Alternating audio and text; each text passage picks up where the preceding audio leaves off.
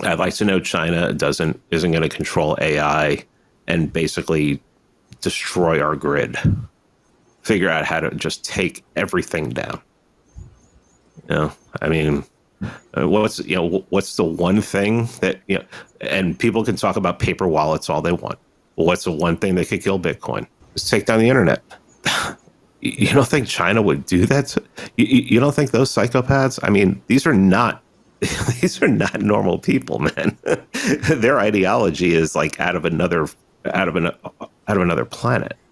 So I'm hoping these guys can at least get AI squared away for the future, and do some damage to the managerial state. And I think that'll improve our lives a lot, as long as you're not looking for people to take care of you and do everything for you. Yeah, and I meant to mention it earlier, but wrap it up on this. I think Trump's economic plan that was leaked, I don't know if it was leaked, but Thomas Massie came out and described it after a meeting with Trump that Republicans had on the Hill. And if he really does come in and try to eliminate the income tax, raise tariffs, but that dictates that unless you want national debt to run away faster than it already is, you need to cut government jobs pretty significantly. And so that's like a light nod. This does not work without government job cuts at all. Mm-hmm. But I mean, we could go back to the economy, the trade policy we had in the 19th century, where trade was supposed to be free within the country, and then tariffs, and there was no real income tax. Friedrich List, the great German economist Friedrich List, who when I studied Austrian economics, I would have just thought was a statist and he was crazy. But man, it was very simple. What he taught was very simple. It's like, you can run a country off of tariffs. You can fund a government with tariffs, but you have to have manufacturing at home. You have to have manufacturing at home. We have these, I know I'll sound like Alex Jones here for a second, but these globalists have outsourced manufacturing. And, Steve Bannon talks about how when he was in Harvard Business School in the 1980s, that's what they were teaching. They were teaching, no, if you send manufacturing to China, it'll be much cheaper. Even if you had to send parts over there, have them be manufactured there and then ship them back here, the labor you're going to save over there over American labor is going to be cheaper. And that's what Harvard Business School was teaching in the 1980s. And he bought into it until later on, and he figured out what it was. And we need manufacturing back in the United States.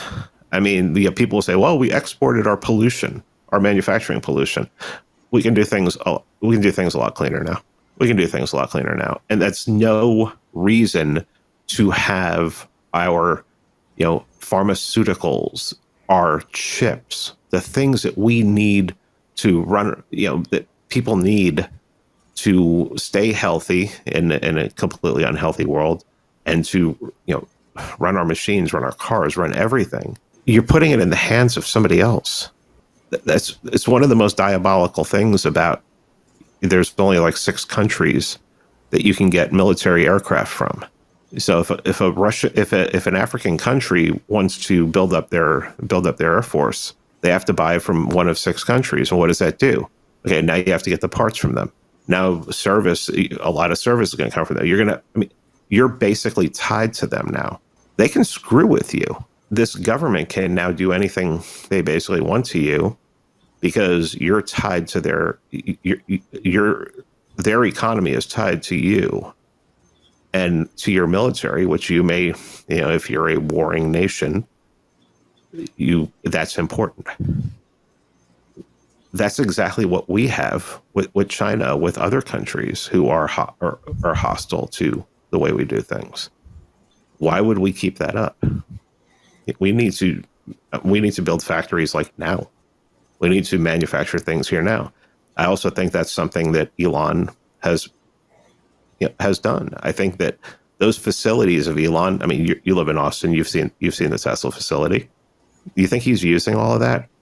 Or do you think that possibly he could be setting it up so that he can build chips there?